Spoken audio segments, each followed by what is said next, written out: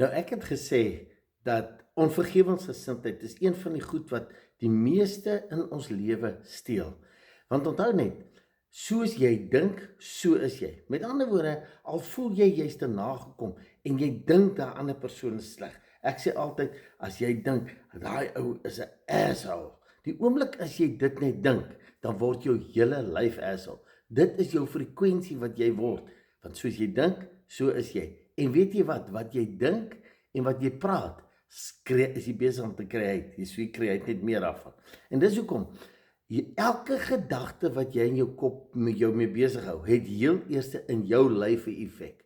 Met ander woorde, dis daai ou storie, as ek iemand nie wil vergewe en ek is heeltyd negatief en kwaad en ek loop aan my rond, dan is dit so goed, ek drink die gif, maar ek wil hê die ander persoon moet doodgaan. So wat sê dit?